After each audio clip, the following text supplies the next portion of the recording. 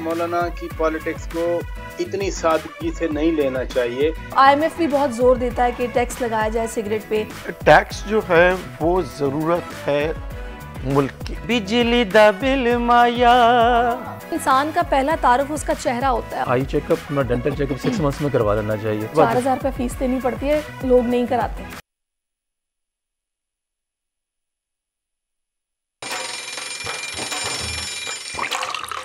आजकल सबकी ही सुबह आउट ऑफ कंट्रोल है, दुनिया बोल है, पूरी दुनिया बोल है। अस्सलामुअलैकुम नाजरीन, प्रोग्राम में आपको खुशामदीद कहेंगे। सुबह खैर एंड वेलकम टू दुनिया बोल है। मैं हूं आपकी मेज़बान सहरिश ज़ुहैब और प्रोग्राम का आगाज़ आप जानते हैं कि हम अच्छी सी बात से करते हैं। आज हमारे पास एक कॉल है जो कि मशहूर बुज़ुर्ग अब्दुल कादिर जिलानी का कॉल है कि अल्लाह ने अशिया की हकीकत का इल्म तुमसे छुपा रखा है, इसलिए तुम्हें कोई चीज़ अच्छी लगे या बुरी उसके ख़िलाफ़ ना कहो। कोशिश करें कि हर हाल में रब का शुक्र अदा करें, क्योंकि जब आप शुक्र अदा करते हैं तो रब आपको वो भी अता करेगा जिसका गुमान भी आपने ना किया हो। तो इसी अच्छी बात के साथ आगे बढ़ेंगे और अब शामिल करेंगे आज की बड़ी खबर। कल के हरीफ आज के हलीफ बन गए। PTI और JUIFA में मशरूत इत्तेहाद। मौलाना ने हुकूमत मुखालिफ तहरीक के लिए गारंटी मांग ली। हमाद अजहर के बाद मुराद सईद की भी जल्द मंजर आम पर आने की इतलात। सियासी मंजरनामे में क्या तब्दीली आने जा रही है, जानेंगे आज के प्रोग्राम में। तनख्वाहें बढ़ाओ, दवाओं की दस्तयाबी यकीनी बनाओ। पंजाब में यंग डॉक्टर्स एक बार फिर मुतालबात के साथ सड़कों पर आ गए, लेकिन सख्त गर्मी में मुतालबात पर टिके रहना कितना मुश्किल होगा, डॉक्टर्स के रहनुमाओं से बात करेंगे। तवानाई के उसूल के महंगे तरीके महंगाई की बड़ी वजह हैं, लेकिन इसकी वजह क्या है, आखिर क्यों हम सस्ती बिजली पैदा नहीं कर पा रहे, एनर्जी एक्सपर्ट अमार हबीब खान से जानेंगे। और हुकूमत सिगरेट की कीमत 50% बढ़ाए, रेवेन्यू कमाए और कौम से सिगरेट नोशी की लत भी छुड़वाए। तंबाकू नोशी के इस्तेमाल के खिलाफ काम करने वाला फलाही तंजीमें मैदान में आ गई। मुतालबा कितना हकीकी है और हुकूमत इस इजाफे में क्या फ़वाइद उठा सकती है, तफसीली बात करेंगे। ये सारी बड़ी खबर जिन पर डिटेल में आज बात होगी, लेकिन सबसे पहले कुछ सियासी मंजरनामे में जो तब्दीली की बातें हो रही हैं, कुछ सियासत पर बात करते हैं। पाकिस्तान के वज़ीर-ए-आज़म मियां शहबाज शरीफ और वज़ीर दाखिला समेत कई पाकिस्तानी आला ओहदेदारों ने कल ईरान के दारुल हुकूमत तेहरान में मसरूफ़ दिन गुजारा। इस दौरान ईरानी सदर इब्राहिम रईसी की नमाज जनाजा में शिरकत भी की है और वज़ीर-ए-आज़म की क़यादत में पाकिस्तानी वफ़द ने ईरानी सुप्रीम लीडर आयतुल्लाह ख़ामनेई से भी मुलाकात की। ये मुलाकात ऐसे मौके पर हुई कि जब ऐन उसी वक्त हमास के सरबराह इस्माइल हानिया भी वहीं मौजूद थे और पाकिस्तानी वफ़द के बाद इस्माइल हानिया ने आयतुल्लाह ख़ामनेई से मुलाकात की। दूसरी तरफ वज़ीर-ए-आज़म की गैर मौजूदगी में यहाँ इस्लामाबाद का सियासी टेम्परेचर उरूज पर रहा। कल 2-3 बड़ी खबरें आई हैं, जिनमें सबसे बड़ी खबर तहरीक इंसाफ और मौलाना फजलुर रहमान की जमात के मुज़ाकरात थे। हालिया कुछ दिनों से होने वाले बैकडोर राब्तों के बाद कल दोनों जमातों की मरकज़ी क़यादत ने नए इत्तेहाद का बाज़ाब्ता ऐलान कर दिया है और बता दिया है कि साथ चलने का फॉर्मूला तय हो रहा है। दूसरी अहम खबर PTI के रहनुमा हमाद अजहर की जो छुपे हुए थे वो रूपोशी ख़त्म करके अचानक मंजर आम पर आ गए। उन्होंने ऐलान किया कि मुराद सईद समेत कई PTI रहनुमा जल्द रूपोशी ख़त्म करने वाले हैं। हमाद अजहर अदालतों से ज़मानतें लेने की बात कर रहे थे। हमाद अजहर की मीडिया से भी बात हुई। इसी दौरान पुलिस हमाद अजहर को गिरफ्तार करने के लिए PTI सेक्रेटेरिएट का घेराव करने पहुंची, लेकिन साबिक विफाकी वजीर वहां से बच निकलने में कामयाब हो गए। कल ही सियासी मंजरनामे पर एक और अहम खबर पंजाब की साबिका वज़ीर सेहत डॉक्टर यास्मीन राशिद के हवाले से रही। वो जेल में बेहोश हो गई। शदीद गर्मी से उनका ब्लड प्रेशर हाई हो गया, जिसके बाद उन्हें कोट लखपत जेल से सर्विस अस्पताल मुंतकिल किया गया, जहां उनको निगहदाश्त के वार्ड में रखा गया। तो ये सारी सूरत हाल है जिस पर बात करने के लिए इस वक्त तज्ज़ियाकार शौकत पराचा साहब हमें ज्वाइन कर चुके हैं, जिनको प्रोग्राम में खुश आमदीद कहेंगे। अस्सलाम वालेकुम शौकत साहब। अच्छा सर, पहला सवाल मेरा आपसे ये है कि सियासत में अचानक आने वाली तब्दीलियों पर हम बात करते हैं। कल जो अहम कुछ मुलाकातें हुई उनका अहवाल बता दें। वज़ीर-ए-आज़म ने आयतुल्लाह ख़ामनेई से ऐसे वक्त में मुलाकात की है कि जब ऐन उसी वक्त हमास के रहनुमा इस्माइल हानिया भी उसी जगह पर मौजूद थे। तो पाक ईरान ताल्लुकात और बैनुल-अक़वामी मंजरनामे में पाकिस्तानी वफ़द की इस मुलाकात को आपने कैसे देखा है? जी बहुत शुक्रिया। देखिए, ईरान पाकिस्तान का हमसाया है और पाकिस्तान दीगर ममालिक के मामलात में ख़ास तौर पर ईरान के हवाले से अदम मुदाखलत पर कारबंद है। ईरान के अंदर एक सानिया हुआ है, एक ट्रेजिडी हुई है। ईरान के मुंतखब सदर इस तरह से एक हादसे का शिकार हुए तो आपको मालूम है, जिस दिन ये खबर आई, मोर और लेस पाकिस्तान के अंदर एक गम की फीलिंग थी, पाकिस्तान के अंदर एक रंजीदगी थी। फिर अभी अभी वो एक महीना पहले पाकिस्तान से होकर गए डॉक्टर इब्राहिम रईसी मरहूम, और मेरी खुद भी उनसे मुलाकात हुई। मैंने तो उनकी अहलिया मोहतरमा जमीला अलमुल हुदा का इंटरव्यू भी किया था, आज टेलीविज़न के लिए चलाया भी था हमने। तो ये सारा बैकग्राउंड इसलिए बता रहा हूँ कि ईरान के साथ पाकिस्तान का कोई बहुत बड़ा डिस्प्यूट कभी नहीं रहा। यानी जनवरी में जो थोड़े बहुत मसला बना है, उस पे भी आपने देखा कि कितना जल्दी काबू पा लिया गया, और ईरान के वज़ीर ख़ारजा अगेन इस हादसे में वो भी जाँ भाग हुए। डॉक्टर हुसैन अमीर अब्दुल निहान वो पाकिस्तान आए थे जलील अब्बास जिलानी साहब की दावत पर, और जो जनवरी में वो ड्रोन या मिसाइल स्ट्राइक्स थी, उनका मामला बड़ी खुश उसलूबी से ऐसे तय पाया कि 2 हफ्ते के बाद लग नहीं रहा था कि ये वो मुल्क आपस में बात कर रहे हैं जो एक दूसरे के अंदर मिसाइल मारते रहें या ड्रोन मारते रहें। तो इस हवाले से जो उनकी हादसा हुआ, उसके बाद एक नेचुरल था पाकिस्तान की क़यादत का वहाँ जाना। पाकिस्तान के मुंतखब वज़ीर आज़म वहाँ गए, उन्होंने सुप्रीम लीडर से मुलाकात की और उन्होंने पाकिस्तान के दौरे की दावत भी दी।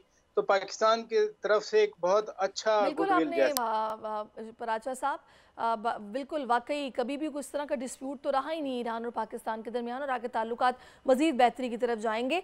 अच्छा, थोड़ा सा मैं चाहूँगी मौलाना फजलुर रहमान और PTI की जो कुर्बतें बढ़ने लगी हैं, इसको हम तब्दील होती सियासत का पेश खामा कह लें, सियासी मौसम की तब्दीली का इशारा समझ लें, या फिर हुकूमती इत्तेहाद की नाकामी कह लें, क्योंकि मौलाना का तो अपोजिशन में मजबूत किरदार यकीनन हुकूमत के लिए नेक शगुन नहीं होगा। देखिए, मौलाना की सियासत, मौलाना की पॉलिटिक्स को इतनी सादगी से नहीं लेना चाहिए। जब मौलाना साहब गुज़श्ता रात उनके पास PTI वाले गए तो मौलाना साहब ने मीडिया से बातचीत करते हुए कहा कि जी खैर सगाली के तौर पर ये मेरे पास आए हैं। उस खैर सगाली को क्या हम पॉलिटिकल अलायंस की बात कर लें? और इसमें सबसे बड़ा सवाल ये पैदा होता है कि क्या मौलाना के पास आने का मकसद मौलाना को अपने अलायंस में शामिल करना है, या एक मैसेजिंग करनी है हुकूमत के लिए, पाकिस्तान की मुक़तदरा क़ुव्वतों के लिए? और क्या इस अलायंस को अली अमीन ख़ान गंडापुर भी कबूल करेंगे, एंडोर्स करेंगे? मत भूलिए कि एग्जेक्टिव पावर जो है इस वक्त वो अली अमीन ख़ान के पास है। अली अमीन ख़ान सबसे पहले काबीना बनाकर किधर गए थे? वो कोर कमांडर के पास पहुँचे थे, पूरी काबीना वहाँ बैठी हुई थी। और मौलाना फजलुर रहमान जब भी बात करते हैं 8 फरवरी के इंतखाबात के हवाले से, वो किन की तरफ इशारे करते हैं? अली अमीन गंडापुर जिनके पास सूबे की एग्जेक्टिव पावर है, वो कहीं और बैठते हैं, कहीं और देखते हैं। असद कैसर साहब बड़े काबिल एहतराम हैं, उमर अयूब साहब बड़े काबिल एहतराम हैं, लेकिन एग्जेक्टिव कौन है? वो ये दोनों नहीं है, वो अली अमीन ख़ान गंडापुर हैं। और अली अमीन ख़ान गंडापुर कोई उनको बानी चेयरमैन PTI ने खुद चीफ मिनिस्टर नामजद किया है। तो मैं समझता हूँ कि अभी जो इजी टू कंक्लूजन जो है वो बाद औक़ात सियासत में बैकफायर कर जाता है। अभी देखना चाहिए। अभी काली की तो बात है, यूसुफ रज़ा गिलानी साहब जब सेनेट का इलेक्शन जीते, चेयरमैन बनने की बात नहीं कर रहा, सेनेटर बनने की, तो मौलाना साहब ने उनको वोट दिए थे। अभी चंद दिन पहले तो वज़ीर आज़म शहबाज शरीफ से अब्दुल गफूर हैदरी साहब और दीगर JUI के लोग, नूर आलम खान भी शामिल थे, वो थे। ये कौन लोग हैं फिर? ये तो JUI के हैं, ये भी JUI की बैकबोन है। गफूर हैदरी साहब JUI के बड़े कदावर शख्सियत हैं। बिल्कुल अच्छा, लेकिन क्या नवाज लीग या उसकी इत्तेहादी पीपल्स पार्टी मौलाना से राब्ते में थी? मौलाना साहब को मनाने में इतनी मुश्किलात क्यों पराचा साहब पेश आ रही हैं? आसिफ अली जरदारी साहब और मौलाना साहब के दरमियान कोई आज का रिश्ता नहीं है, बड़ा पुराना है। 93-96 में जब बेनज़ीर भुट्टो शहीद की हुकूमत थी तो मौलाना साहब कश्मीर कमेटी के चेयरमैन बने थे, आपको याद होगा। अब वो इत्तहादी थे और वो इत्तहादी या कश्मीर कमेटी का चेयरमैन बनाने में जनाब मोहतरम आसिफ अली जरदारी साहब का बड़ा किरदार था। फिर बानी पीटीआई खान साहब जब वज़ीर आज़म थे तो इनके खिलाफ जो एक अलायंस कौम हुआ था, पीडीएम बनी थी, उसमें पीडीएम के सरबराह मौलाना फजलुर रहमान थे, पीपल्स पार्टी भी शामिल थी, बाद में पीपल्स पार्टी छोड़ गई, लेकिन अदम एतमाद की तहरीक में ये शामिल थे। इसलिए जो मौलाना फजलुर रहमान और आसिफ जरदारी के दरमियान एक ताल्लुक़ है, किस हद तक आसिफ जरदारी साहब उनको मनाते हैं या मनाना भी चाहते हैं या नहीं चाहते, क्योंकि हुकूमत यानी नून लीग तो बार बार कहती है कि जी मौलाना साहब को हम मना लेंगे। मौलाना साहब आगे से जवाब देते हैं कि जी मिन्नत तरले की बात नहीं है, कुछ असूलों की बात है। जब वो असूलों की बात करते हैं तो फिर उनके असूलों का इशारा उधर ही होता है जहां अली अमीन खान गंडापुर जाकर बैठते हैं। ये एक अच्छा पॉलिटिकल। जरदारी साहब के हिसाब से सियासत से किस कदर इत्तेफाक करते हैं, जिसमें वो कहते थे कि मुफाहमत के सिवा कोई रास्ता नहीं होना चाहिए। क्या इस वक्त पीपल्स पार्टी और नवाज लीग दोनों इत्तेहादी इसी रास्ते पर गामजन है? आसिफ जरदारी साहब की मफाहमत ही की सियासत का नतीजा है कि नून लीग की हुकूमत होते हुए वो खुद सदर ममलिकत हैं, यूसुफ रज़ा गिलानी साहब चेयरमैन सेनेट हैं, फैसल करीम खान कुंडी सूबे के वज़ीर आला हैं और सरदार सलीम पंजाब के फैसल करीम खान कुंडी गवर्नर हैं केपी के, और सरदार सलीम हैदर साहब पंजाब के गवर्नर हैं। अगर ये मफाहमत ना होती तो पंजाब में जहाँ उनकी हार्डली 8-10 सीटें हैं, फिर गवर्नरी कैसे मिलती उनकी। सूबे में खैबर पख्तूनख्वा में पीटीआई की अक्सरियत है, कुछ नून लीग के वोट हैं वहाँ पर, कुछ वहाँ पर जेजुआई के वोट्स हैं, लेकिन गवर्नर फिर भी फैसल करीम खान कुंडी बने हैं। और यही मसला मौलाना फजलुर रहमान जब बयान करते हैं, वो कहते हैं कि भाई आपने मेरे दोनों मुखालफिन को, एक को चीफ मिनिस्टर बना दिया, एक को गवर्नर बना दिया।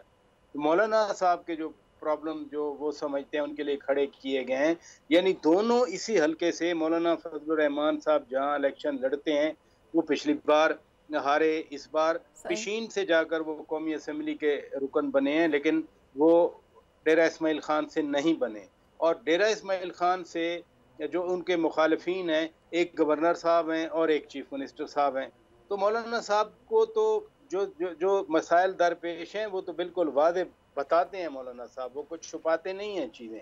इसलिए मैं आपके पिछले क्वेश्चन को भी इसी में कनेक्ट कर रहा हूँ कि मफाहमत की पॉलिसी आसिफ जरदारी साहब की मौजूद है, उसमें रुकावट क्या पीपल्स पार्टी है? नो। क्या बिलावल भुट्टो जरदारी है? नो। बिलावल भुट्टो जरदारी तो इलेक्शन से पहले कह रहे थे कि अगर पीटीआई को अक्सरियत मिलती है तो उनको हुकूमत दे देनी चाहिए। रुकावट कहाँ है?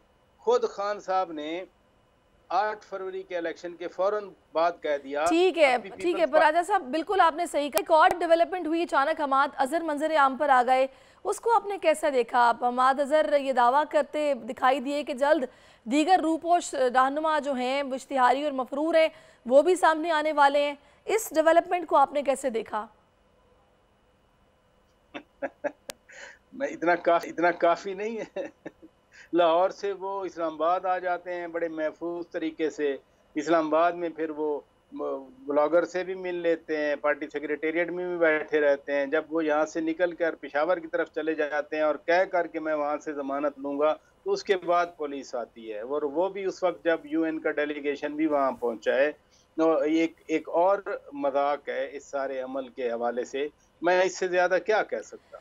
चले देखते हैं आगे आने क्या सूरत हाल बनती है। ये रूपोश रहनुमा जब सामने आएंगे तो ज़ाहिर है चीज़ें तब्दील होंगी। बहुत शुक्रिया आपका पराचा साहब, आप हमारे साथ मौजूद रहे हैं। अब एक और मामला जिस पर हम बात करेंगे, पंजाब भर में यंग डॉक्टर्स एक बार फिर सरापा एहतजाज हैं। एहतजाजी डॉक्टर्स की जानिब से तनख्वाहों में इजाफा और अद्वियात की किल्लत को ख़त्म करने का मुतालबा दोहराया जा रहा है।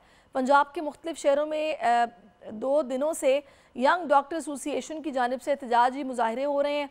इस एहतजाज के बाद क्या हुकूमत ने कोई मुज़ाकरात या बैकडोर राब्ते किए, ये जानने के लिए हमारे साथ मौजूद है president young doctor association doctor Atif Majeed sahab. अस्सलाम वालेकुम डॉक्टर साहब, बहुत शुक्रिया आपके वक्त के लिए। डॉक्टर साहब, किसी ने राब्ता किया आपसे, आप लोगों के मसाइल सुने? आपका बहुत शुक्रिया कि आपने मौका दिया। कि मैं अपने मसाइल की आपके चैनल के ऊपर बता सकूं लोगों को। अच्छा, मसला ये नहीं है कि राब्ता किया, मसला ये कि बहुत अरसे से एक गवर्नमेंट की एक पॉलिसी चली आ रही है, और मैं ये समझता हूँ गवर्नमेंट के नहीं, गवर्नमेंट जो हमारे सियासतदान सामने हैं ये मुझे बेख्तियार से लगते हैं। असल जो गवर्नमेंट होती है वो ब्यूरोक्रेट्स होते हैं जो कि ठंडे कमरों के अंदर बैठे होते हैं और प्रोजेक्टर्स के ऊपर ठंडे कमरों के अंदर वो पॉलिसीज बनाते हैं। उनकी पॉलिसीज चली आ रही हैं कि हर वो तबका जो कि पढ़ा लिखा है और जो कि आम आवाम की खिदमत करता है उसको पुश बैक किया जाए।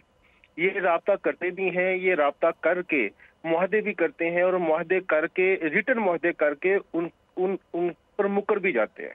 और मुझे कभी कभी शर्म आती है, यकीन माने मैं इसी बोल न्यूज के ऊपर मॉर्निंग शोज के अंदर 20 दफा वो सेम मुतालबात दोहरा चुका हूँ जो कि अमेरिका के अंदर, यूरोप के अंदर, even third world country, even Asia के अंदर, एशिया के दूसरे मुल्कों के अंदर वो मुतालबात गवर्नमेंट खुद हल करती है। मुझे एक बात बताएं कि हम अगर कहते हैं कि यार अद्वियात की किल्लत खत्म करें, जब मरीज को अद्वियात नहीं मिलती तो वो डॉक्टर का सर फाड़ते हैं। मुझे एक बात बताएं कि ये कौन सी रॉकेट साइंस है? क्या ये आपको समझ नहीं आ रही? क्या ये हमें समझ नहीं आ रही? क्या ये आम आवाम को ये मुतालबा समझ नहीं आ रहा कि भाई जब मेडिसिन कम होती है, मरीज को मेडिसिन नहीं मिलती, वो जाके गरेबा पकड़ता है डॉक्टर का। आप मुझे एक बात बताएं, दूसरा हमारा मुतालबा है पूरी दुनिया के अंदर, इवन यूके के अंदर, आप यूके के अंदर जाके देख लें कि उनकी जो तनख्वाहें हैं हमसे 100 गुना ज्यादा है, 100 गुना ज्यादा है। लेकिन वो प्रोटेस्ट कर रहे हैं, वहां डॉक्टर प्रोटेस्ट कर रहे हैं कि इतनी तनख्वाहों के बावजूद हमारी तनख्वाहें डबल की जाए। आप देखें कि 2017 के अंदर डॉलर का रेट कहां था, और आज हमारी तनख्वाहें, एक डॉक्टर की तनख्वाहें वो बढ़ने की बजाय कम हो गई हैं। इन्होंने तो डॉक्टर्स को, जो बेरोजगार डॉक्टर्स हैं, बिल्कुल डॉक्टर आतिफ, लेकिन आपके मुतालबात बिल्कुल जायज़ हैं, लेकिन बात तो ये ना कि कोई मुतालबात सुनने को तैयार भी हैं या नहीं? कोई नहीं है। उल्टा जवाब आना शुरू कर। देखिए पता क्या करते हैं, इनका तरीकाकार क्या है, ये ना डॉक्टर्स को उसी तरह डील करते हैं जिस तरह सियासतदान, सियासी जमातें आपस में डील करती हैं। अभी मैं देख रहा था, मैं सुन रहा था कुछ वो चीजें कि ये एक कोई मुतालबा रखते हैं, दूसरी सियासी जमात उसको काउंटर कैसे करती है, एक काउंटर इल्जाम लगा के। ये जब भी हम कोई मुतालबा करते हैं ये हम पर काउंटर इल्जाम लगाना शुरू कर देते हैं। खुदा के बंदे, हम पे इल्जाम ना लगाएं, हमारे साथ बैठे हैं। हमने कोई आपकी गवर्नमेंट नहीं छीननी, हमने कोई आपकी कुर्सी नहीं छीननी, हम कोई आपके मुकाबले सियासी जमात नहीं है। हम सिर्फ छोटी सी एक ऑर्गेनाइजेशन है जो आपसे कहते हैं कि हमारे मुतालबा सुने, और काउंटर इल्जाम लगाने के बजाय हमदर्दी के साथ हमारे मुतालबा सुन लिए जाए। कोई राब्ता नहीं किया गया। राब्ता, अगर छोटे मोटे राब्ते हुए भी हैं, कोई सॉलिड राब्ता नहीं हुआ। और आई होप कि मैं ख्वाजा इमरान नज़ीर है, ख्वाजा सलमान रफीक हैं, बहुत जयद वो क्या उसका वो है, वो सियासतदान है, 10-20 साल से ये सियासत कर रहे हैं। मैं हैरान हूँ इस चीज के ऊपर कि अक्सर कात इनसे बात होती है, जब हम बैठते हैं, हम ये बात भी करते हैं कि ये मुतालबा जायज है, तो फिर उसके ऊपर कौन सी रुकावट है जो ये मुतालबा पूरे होने सही बात है। अच्छा बात डॉक्टर आतिफ, मुझे ये बताएगा, लाहौर में गर्मी भी काफ़ी है, शदीद गर्मी है, उसमें एहतजाजी धरना या फिर एहतजाज करना उतना आसान काम नहीं है, तो आप लोगों का अगला लाहेमल क्या होगा? आप लोग कब तक सड़कों पर रहेंगे? देखिए ये मामला ज्यादा शुरू हुआ है चिल्ड्रन हॉस्पिटल से। आपको पता, वहाँ एक 6 साल का बच्चा, 6 दिन से बच्चा एडमिट था, ठीक है, जिसकी डेथ हुई, और डेथ होने के बाद वहाँ के लवाहकीन और डॉक्टर्स के दरमियान झगड़ा हुआ। लवाहकीन का ख्याल था कि यहाँ एसी नहीं चलता रहा, या बेड के ऊपर 2 मरीज थे, ठीक है, और यहाँ मरीज डॉक्टर की तवज्जो नहीं थी। तो वो ये इन सब चीजों के पीछे मुझे बताएं डॉक्टर का क्या कसूर है? अगर एसी नहीं चल रहा तो क्या हम तो अगर क्या आज मैं यहाँ बच्चे की डेथ की वजूहात तो ये नहीं होंगी ना? देखिए मैं आपको एक बात बताऊं, जब किसी कोई मरीज की डेथ होती है तो उसके जो लवाहकीन होते हैं वो सारा गुस्सा इन्हीं चीजों पे निकालते हैं। फिर आप मुझे एक बात बताएं, एक बेड के ऊपर 2 मरीजों को डाल के आप सोने का नवाला खिला दें, वो कभी कुछ नहीं होगा? क्या वो हो सकता है? एक मरीज है, तो अभी रिसेंटली मरियम नवाज साहिबा ने भी दौरा किया था चिल्ड्रन अस्पताल का, और चीज़ों को बेहतर करने के लिए उन्होंने वहाँ पे आई थिंक कुछ इंस्ट्रक्शंस भी दिए थे। तो आप चीफ मिनिस्टर पंजाब तो बहुत एक्टिव हैं आजकल, क्या वजह है कि वो आप लोगों की बात नहीं सुन रही? मैं मरियम नवाज साहिबा से अपील करता हूँ कि खुदा के लिए हमसे डायरेक्ट मिले, ब्यूरोक्रेसी की नज़र से हमें ना देखें, हमें ब्यूरोक्रेसी की नज़र से ना देखें। मैं मरियम नवाज आपके प्रोग्राम के थ्रू अपील करता हूँ, वो हमसे डायरेक्ट मिले। ये मसला ही ये है कि हमारे मुतालबात आगे पहुंचाने की बजाय हमें आगे आगे हम पर काउंटर इल्जाम लगा के गंदा करना शुरू कर दिया जाता है डॉक्टर्स को। कोई ऐसी चीज हम नहीं मांग रहे जो दुनिया के अंदर नहीं दी जा रही, और हम ये भी नहीं कह रहे तो अभी आप कि लोग क्या हमारी अब लाहेअमल अपनाएंगे? कोई मरियम साहिबा को कोई रिक्वेस्ट भेजें, उनसे कोई रब्ता करने की कोशिश करें? यहाँ पे कि सड़कों पर रहना तो हल नहीं है ना इसका? बिल्कुल हल नहीं है। मैं आपसे कहता हूँ कि ये एक हमारी हम डॉक्टर कम्युनिटी जब सड़कों पर आती है तो ये एक तवज्जो लेने की जो हायर अथॉरिटी है उनकी एक कोशिश होती है कि खुदा के लिए हमारी बात सुने। ये अगर हमारी बात सुनेंगे, हमारे मुतालबा सुनेंगे, तो हमें, आपने खुद ही कहा कि इतनी गर्मी है, किसका दिल करता है इतनी गर्मी के अंदर रोड्स के ऊपर आने को? और किसी का दिल नहीं करता, और ना कोई चाहता कि प्रोटेस्ट की। अगर ये जो हायर अथॉरिटीज है हमारी मुतालबात वो खुले दिल के साथ सोचती है तो कोई जरूरत नहीं है प्रोटेस्ट करने की। हमें एक सियासी पार्टी के तौर पर डील ना किया जाए। मैं आपके प्रोग्राम के थ्रू कह तो रहा हूँ, प्रोग्राम के थ्रू कह रहा हूँ कि भाई मैडम मरियम नवाज साहिबा, आप काम करना चाहती हैं, आप हमारे मुतालबा सुने, आप हमें बुलाएं, हम आपके सामने रखेंगे जो आपको इसमें बकायदा प्रॉपरली सारा इसमें रिफॉर्म्स होनी चाहिए, कुछ रूल्स बनने चाहिए, क्योंकि ये तो अब ऐसा हो गया है कि हर 6 महीने बाद हम यंग डॉक्टर्स को सड़कों पर देखते हैं किसी न किसी मुतालबे के साथ। तो ये चीज़ नहीं होनी चाहिए, इसका मुस्तकिल हल निकलना चाहिए। बहुत शुक्रिया आपका डॉक्टर आतिफ, आप हमारे साथ मौजूद रहे। तहफ़्फ़ुज़ात जो आपके हैं वो उस पर आपने हमें आगाह किया है। होप सो कि मरियम नवाज साहिबा इस पर कोई एक्शन लेंगी और आप लोगों से डायरेक्टली बात करेंगी। Thank you so much for your time. अभी नाज़रीन प्रोग्राम में एक ब्रेक शामिल करते हैं। Stay with us.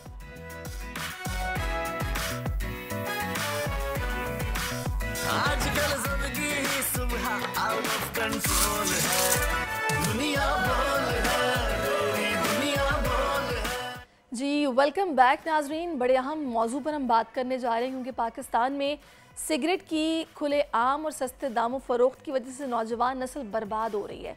सिगरेट पीने वाला शख्स अपनी औसत उम्र से 7-8 साल पहले मर जाता है, जबकि शदीद जो माहौलियाती आलूदगी है उसमें सिगरेट पीने वाले और उसके घर वाले फेफड़ों की बीमारियों में मुब्तला रहते हैं। साबिक वफाकी वज़ीर ने तजवीज़ दी है कि सिगरेट पर टैक्स बढ़ा दिया जाए, लेकिन असल मसला ये है कि गैर कानूनी और पाकिस्तान में मैन्युफैक्चर होने वाली घटिया क्वालिटी की सस्ती सिगरेट का कारोबार कौन बंद करवाएगा। मेरे साथ इकोनॉमिक एक्सपर्ट हैं नदीम मौलवी साहब मौजूद हैं, जिनको हम प्रोग्राम में खुशामदीद कहेंगे। Thank you so much for your time Nadeem साहब। एक तरफ तो ये इजाफे की तजवीज़ है, दूसरी जानिब आपको पता है अगले महीने बजट भी आ रहा है, तो बजट 2024 की भी मैं थोड़ी सी बात नदीम साहब आपसे करूँगी। सबसे पहला सवाल मेरा आपसे इसी लिहाज से कि बजट 2024 में सिगरेट पर टैक्स में बड़े इजाफे से हुकूमत कितनी इजाफी आमदनी कमा सकती है? देखिए, टैक्स जो है वो ज़रूरत है मुल्क की, क्योंकि मुल्क चलाने के लिए दो ही काम करना पड़ते हैं, या तो हुकूमती इदारे ख़ुद कमाएं और उनकी कमाई से मुल्क चले, या आवाम से टैक्स लें। हमारे यहाँ हुकूमती इदारे जो है वो बंद हो रहे हैं, इसकी वजह से वो सारा टैक्स का जो मलबा है वो आवाम पे आता है। जितनी हुकूमती इदारे ख़त्म हो जाएंगी, जाहिर है फिर मुल्क चलाने के लिए आवाम से टैक्स लिया जाएगा। बात ये होती है सिगरेट की, जो कि मैं समझता हूँ कि इंसानों की आने वाली नस्लों के लिए भी बुरा है, क्योंकि जब हम बात कर रहे थे एक ज़माने में सन 2016 में ये कहा जाता था कि जनाब अगर आपने टैक्स बढ़ाया तो फिर हुकूमत को नुकसान होगा। हुकूमत को नुकसान के खौफ दिला के कभी भी टैक्स नहीं बढ़ाया गया, मगर क्या हुआ, सन 2022 के बाद सन 2023 में जब टैक्स बढ़ा तो फिर ये खौफ दोबारा से दिलाया गया, मगर आज वो बरअक्स हो गया, उल्टा हो गया। जी हाँ, उसका फ़ायदा ये हुआ कि जब आप टैक्स बढ़ाते हैं तो फिर जो 80 अरब डॉलर सन 2016 से 2020 तक पाकिस्तान कमा रहा था, तो सन 2020 के अंदर तकरीबन 80 अरब डॉलर कमा रहे थे टैक्स से, और आज जब अगर हम बात करें तो 200 अरब रुपए तक पाकिस्तान कमा रहा है टैक्स की सूरत में। अच्छा, और 14% लोगों ने सिगरेट पीना कम कर दिया। अच्छा, और उस जमाने में 80 अरब सिगरेट जो है ना बनते थे, आज 60 अरब सिगरेट बन रहे हैं और पाकिस्तान 200 अरब रुपए जो है कमा रहे हैं। नहीं, तो इसमें मैं आपसे ये नदीम साहब जानना चाहूँगी कि जो अभी ये तजवीज़ दी गई है अब एक तो IMF भी बहुत ज़ोर देता है कि टैक्स लगाया जाए सिगरेट पे, तो आपके ख्याल में कि एक वजह ये भी हो सकती है ज़ाहिर टैक्स लगाने की, और अगर ये लगाया जाता है IMF ज़ाहिर है उसकी एक और कंडीशन है जो कि पूरी होगी, तो अगला प्रोग्राम लेने में किस हद तक कामयाबी हो सकती है इस इजाफी टैक्स से?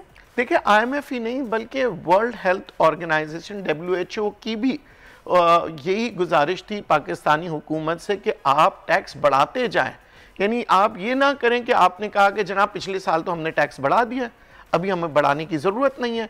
उन्होंने कहा मुसलसल टैक्स बढ़ाते जाए, इससे आवाम में खुशहाली आएगी। ये जो बच्चे हैं, आने वाली नस्लें हैं, ये सिगरेट नोशी की तरफ नहीं जाएंगे। देखिए एक वो लोग हैं जो ऑलरेडी निकोटीन के आदत लग चुके हैं, तो आप और मजीद लोगों को ना लाएं। जब सिगरेट महंगा कर देंगे आप, तो आने वाली जो नस्लें, जो बच्चे जो है वो सिगरेट पीना छोड़ देंगे। तो फिर क्या होगा, आहिस्ते आहिस्ते आपके पास इस मुल्क में एक तो लोगों की जो फौतगी हो जाती है, पहले तकरीबन 3,30,000 लोग मरते थे सालाना सिगरेट की वजह से। अब जब सिगरेट महंगी कर दी तो उसका इम्पैक्ट भी आया है। तकरीबन 14% ने सिगरेट पीना छोड़ दिया, 10% ने सिगरेट पीना कम कर दिया। अच्छा, मैं कभी कभी सोचती हूँ कि समटाइम ये होता है कि कुछ लोगों को बहुत ज़्यादा एडिक्शन होती है, तो ये भी पॉसिबिलिटी है क्या कि इससे चोरियों में और ज़ाहिर राजनियों में इजाफा हो जाए, क्योंकि लोग अपने, ये भी एक नशा है, इसकी लत को पूरा करने के लिए किसी भी हद तक लोग फिर जाते हैं कि भी मुझे पैसों की ज़रूरत है। देखिए अगर हम बात करें सिगरेट जो है ना, सिगरेट सिर्फ एक सिगरेट के साथ मुख्तलिफ नशे जो है वो मिल जाते हैं। अगर हम चर्स की बात करते हैं तो चर्स भी सिगरेट के साथ इस्तेमाल होता है। तो अगर हम सिगरेट को रोकते हैं, सिगरेट में कमी करते हैं, और रोकने का तरीका सिर्फ और सिर्फ है, मैं कहता हूँ दुनिया भर में टैक्स बढ़ा रहे हैं, आज पाकिस्तान के अंदर फैसला करना होगा कि क्या हम मजीद टैक्स बढ़ाएं या ना बढ़ाएं। और अगर आपने टैक्स नहीं बढ़ाया तो आप ज्यादती कर रहे हैं आने वाली नस्लों पे, आप ज्यादती कर रहे हैं हुकूमत पे। क्यों? क्योंकि आज आप अगर टैक्स बढ़ाते हैं तो एक तो आपका टैक्स नेट बढ़ जाएगा। क्यों? क्योंकि जो सिगरेट पी रहे हैं, जो निकोटीन के आदी हो चुके हैं, वो खरीदेंगे, मगर जो आने वाली नस्लें हैं, जो बच्चे हैं, पहले एक ज़माने में 4 में से 1 बच्चा जो है वो सिगरेट पीना शुरू करता था और पीता था, और इस तरह से हमारी जो सिगरेट पीने वालों की तादाद थी वो बढ़ते चले गई। आज जब हम महंगाई की तरफ हम बात करते हैं तो महंगा जितना आप सिगरेट को करेंगे उतने एक तो आपके आने वाली नस्लों में बच्चे सिगरेट पीना बंद कर देंगे। दूसरा, इसके अलावा बड़ों में भी ये देखा गया, सन 2023 और 24 की जो रिपोर्ट आई है उसके अंदर 14% बड़ों ने पीना छोड़ दिया महंगाई की वजह से। अच्छा, इसमें मैं ये आपसे जानना चाहूंगी कि नदीम साहब, अगर तो ये टैक्स बढ़ाते हैं तो डोंट यू थिंक सो कि ऐसा भी किया जा सकता है कि जो बेसिक नेसेसिटीज़ हैं उस पर सब्सिडी दे दी जाए, टैक्स इनसे ले लिया जाए, जो तबका ज़ाहिर है अफोर्ड कर सकता है और एडिक्टेड भी है वो महंगा सिगरेट खरीदे, लेकिन जो टैक्स वहाँ से इकट्ठा हो वो एटलीस्ट सब्सिडी के तौर पर बेसिक नेसेसिटीज़ पे मिले। जी बिल्कुल सही कहा आपने कि अगर हम देखें अभी 200 अरब रुपए जो है हमने टैक्स की सूरत में सिगरेट से कमाए हैं, तो कल को अगर हम 400 अरब रुपए कमाते हैं सिगरेट की टैक्सेस की वजह से, ये 400 अरब हम बच्चों की तालीम पे मजीद और डाल सकते हैं। हम मुख्तलिफ शोबों के अंदर हम इस 400 अरब को इस्तेमाल कर सकते हैं। ये सिर्फ और सिर्फ हमेशा से डराया गया है, क्योंकि टबैको इंडस्ट्री ने हमेशा से अपनी मफाद को मद्देनज़र रखते हुए ये कहा है कि जनाब इसके ऊपर टैक्स ना लगाएं। जबकि दुनिया भर में अगर हम बात करें, बरतानिया की बात करें, मुख्तलिफ ममालिक की, 80% से भी ज़्यादा वो कोशिश करते हैं हर साल टैक्स बढ़ाएं। वो टैक्स बढ़ाने की, अगर आप एक सिगरेट का डब्बा वहाँ पे ख़रीदते हैं तो पाकिस्तानी तकरीबन 3,500-4,000 रुपए का एक डब्बा है। बिल्कुल ऐसा तो आप देखें ना, पाकिस्तान तो यहाँ से सिगरेट मंगवा के वहाँ पे सेल भी करते हैं जी। तो ये देखें ना, ये वजह है कि अगर वहाँ पे लोग अब तंबाकू नोशी की तरफ कम आ रहे हैं। देखें, ये जो ड्रग्स होती है, ये जितने भी आप ड्रग्स होते हैं, इसके ऊपर कंट्रोल करने का तरीका यही होता है कि जनाब आपने मैकेनिज्म बनाना होता है, और ये WHO ने मैकेनिज्म बनाया है, यानी कि वर्ल्ड हेल्थ ऑर्गेनाइजेशन सारी दुनिया के बारे में सोचती है, और इन्होंने पाकिस्तान के ऊपर बहुत सी दफ़ा अप्रोच किया और कोशिश की है कि इन्फोर्स करें कि जनाब आप टैक्सेस बढ़ाएं। आज हमें टैक्स बढ़ाना पड़ेगा। अगर हम कहते हैं ना, आप देखिए आवाम परेशान होती है, आप बिजली पे टैक्स डालते हैं, आप गैस के ऊपर टैक्स डालते हैं ऊपर, मगर यहाँ वो टैक्स है जिस पे आवाम खुश होगी। आवाम कहेगी अच्छा हुआ सिगरेट पे टैक्स लगा दिया, कम से कम अब लोग सिगरेट पीना बंद कर देंगे। टैक्स लग जाता है ऐसे सपोज, तो आपके ख्याल में कितना पैसा इकट्ठा हो सकता है? आमदनी हुकूमत की कितनी हो सकती है अंदाजा? मैं आज आपको बता दूं 80 अरब से जब 200 अरब की आमदनी आ चुकी है ऑलरेडी, बल्कि 200 से भी ऊपर चले गई है, तो आने वाले दिनों में अगर आप मजीद टैक्स बढ़ाएंगे तो तकरीबन ये डबल हो सकती है, ये 400 अरब तक जा सकती है। मगर आप टैक्सेस बढ़ाएं, और ये जो टियर्स रखे हुए हैं ना कि जी सिगरेट, इस टियर के सिगरेट का इतना टैक्स होगा, नहीं, 1 to all कर दे, ताकि कोई भी इंसान जो है ना ये ना कहे कि जी मुझे सस्ती वाली सिगरेट पीना है। मैं तो ये समझती हूँ नदीम साहब के वेप शॉप्स जो खुल चुकी हैं, उन वेप्स पे भी अब टैक्स लगना चाहिए। वो सिगरेट से भी डेंजरस चीज़ है, वो भी धड़ाधड़ नौजवान नस्ल में सराहियत कर रहा है कि कॉलेज से, यूनिवर्सिटी से बॉयज़ निकलते हैं, जेब से वो वेप उन्होंने पकड़ा होता है, एक पेन की तरह वो दिखता है, पता भी नहीं चलता कि ये वेप यूज़ कर रहा है, तो इस पर भी टैक्स लगना चाहिए अच्छा खासा। जी देखिए, हमारे बच्चों के पास एक महदूद पैसे होते हैं, अब उस महदूद पैसे के अंदर अगर उन्हें वो चीज़ें मिले ही नहीं तो जाहिर है वो इस्तेमाल नहीं करेंगे। देखिए ये मैं नहीं कह रहा, दुनिया भर की रिसर्च कह रही है कि अगर आप चाहते हैं कि आइंदा आने वाली नस्लें सिगरेट इस्तेमाल ना करें तो सिगरेट को तेज़ी के साथ उसके ऊपर टैक्सेस लगाएं, ताकि एक तरफ आवाम जो है सिगरेट पीना छोड़ दे और दूसरी तरफ हुकूमत को पैसे भी मिले। तो पाकिस्तान में तो डराया गया सर। दूसरा इस पे बाकायदा कैंपेन्स चलनी चाहिए, और दूसरा कुछ ऐसे रूल्स बनने चाहिए कि एक मखसूस एज के बच्चे को सिगरेट दुकानदार नहीं फ़रोख्त करेगा, इस पर सख्ती होनी चाहिए। इससे भी काफ़ी कंट्रोल होगा, एटलीस्ट जो नौजवान नस्ल है में भी वो ज़ाहिर है उसका रुझान फिर इस पर कम हो कि मुझे तो मिलेगा ही नहीं। यहाँ पर एक 5 साल का बच्चा अगर बाप के लिए भी सिगरेट खरीदने जाता है तो उसको ईजिली अवेलेबल है, उससे नहीं पूछेगा शॉपकीपर कि तुम्हें क्यों चाहिए। देखिए इसमें अगर हम बात करें मईशत के अलावा जो घरेलू अखराजात है उसके ऊपर भी दबाव नहीं आएगा, क्योंकि आप देखें जो मर्द हजरात है जो कमा के लाते हैं वो अपनी तनख्वाहों में से बहुत से जो उसके जो आमदनी का जो हिस्सा होता है, क्योंकि जब आप अखराजात को डिवाइड करते हैं तो एक सिगरेट के जो अखराजात है वो भी आ जाते हैं। तो अगर आप सिगरेट पीना छोड़ देते हैं तो वो आमदनी आप अपने बच्चों पे इस्तेमाल कर सकते हैं। बिल्कुल आपने सही तो कहा। यहाँ पे ये नहीं है कि सिर्फ हुकूमत को फायदा होता है, आवाम को भी फायदा होता है। हम कोविड की बातें कर रहे थे, 30,000 या तकरीबन 32,000 मौत हुई, ठीक है, पूरी दुनिया परेशान थी, पाकिस्तान में 32,000 लोग मर गए। यहाँ पे 1,80,000 लोग सालाना मर रहे हैं सिगरेट की वजह से, बिल्कुल, और हम खामोश बैठे हुए हैं। बिल्कुल ऐसा ही है, ये वो फैक्ट्स हैं जिन पर बिल्कुल हुकूमत को आंखें खोलनी चाहिए और कुछ ना कुछ एक्शन लेना चाहिए, अदरवाइज ये मामला बेहतर नहीं होगा, मजीद खराब होगा। Thank you so much Nadeem साहब फॉर योर टाइम कि आप तशरीफ लाए हैं। नाज़रीन प्रोग्राम में एक ब्रेक शामिल करते हैं। ऐसा बिल्कुल नहीं कि चाय मैं अकेली पी रही हूँ, नदीम साहब की बन रही है और उन्होंने खुद कहा था कुछ ठहर के, तो इंशाल्लाह आपसे आफ्टर दिस ब्रेक मुलाकात होती है, तो आप जुड़े रहिए दुनिया बोल है के साथ। आजकल सबकी ही सुबह आउट ऑफ कंट्रोल है, दुनिया बोल है, दुनिया बोल है। वेलकम बैक नाज़रीन। अब मैंने बात करनी है उस मसले पर जो कि आजकल मेरा ख्याल है हर पाकिस्तानी का मसला है और परेशानी का बायस भी है, दुखती रग जिसे कहते हैं ना, ये वो है। दुनिया भर में सोलर से सस्ती बिजली का रुझान है। बदकिस्मती से पाकिस्तान में अब तक 0.3% अफराद ही सस्ती बिजली से फ़ायदा उठा रहे हैं।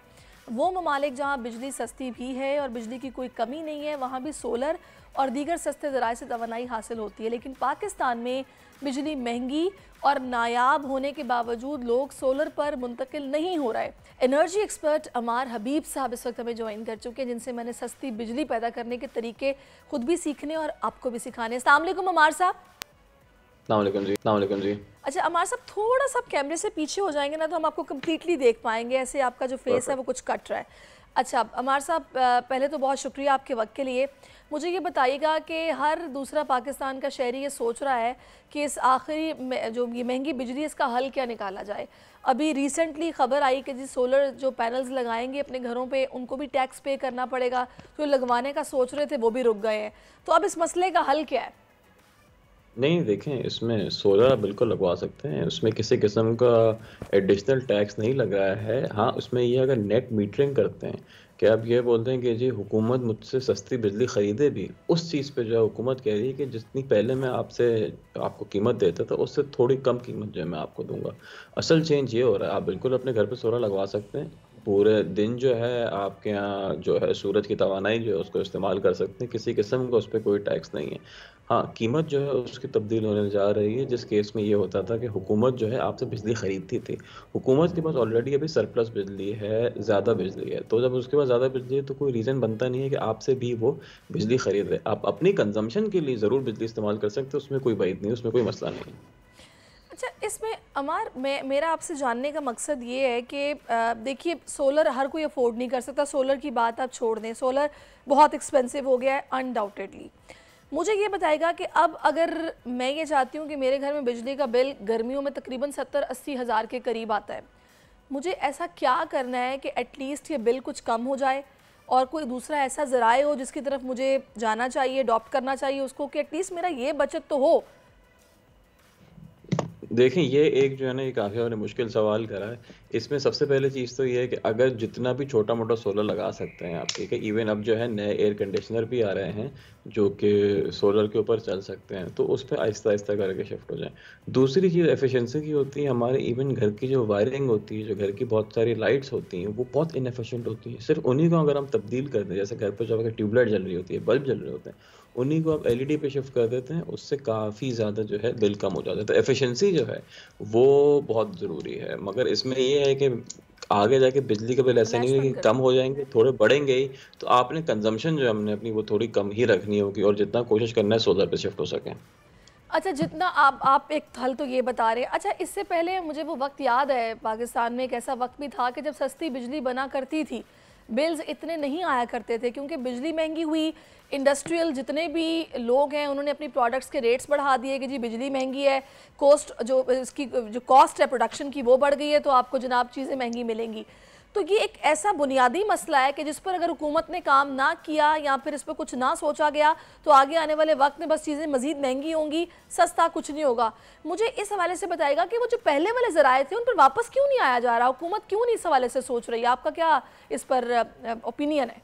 कि हमारी जो बिजली की कीमत है वो ऑलरेडी काफ़ी कम है। अभी अजीब सी बात लगती है कहने को, जो जिस रेट पे हम बिजली पैदा करते हैं, यानी कि 9 रुपए में हम बिजली पैदा करते हैं मुख्तलिफ पावर प्लांट से। अब जब हमने पावर प्लांट नया लगाया है तो जो पावर प्लांट लगाए हैं उसकी कीमत पैदा कर रहे हैं। ये कीमत जो है, ये जो लोन लिए थे या ये जो हम रिटर्न दे रहे हैं, ये अगले 4 या 5 साल और चलेंगे। उसके बाद फिर आप देखेंगे एकदम से जो है कीमतें नीचे आएंगी। मगर ऑब्वियसली ये है कि अगले 4-5 साल तक सर्वाइव करने के लिए भी हमें थोड़ा बैलेंस आउट करने की जरूरत है, जिसपे हुकूमत काम करने की। दूसरा अमार, मुझे बताएगा हुकूमती सतह पर वो ऐसे कौन से इनिशिएटिव्स हैं जो कि लेना इस वक्त की अहम ज़रूरत है, क्योंकि जाहिर है हम इंडिविजुअली तो कोई मसले का हल नहीं निकाल सकते। सबसे बड़ा इनिशिएटिव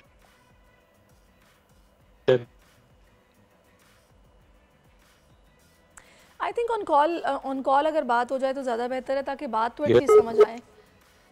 ये हमारी जो इंटरनेट सर्विस है ना, ये पूरे पाकिस्तान में यही हाल है, यहाँ का कोई इशू नहीं है। ज़ाहिर है ये सिस्टम कुछ इस तरह का है कि जब स्काइप पे कांटेक्ट किया जाए तो होती है ये डिस्टॉर्शन और ये इंटरप्शन बार बार।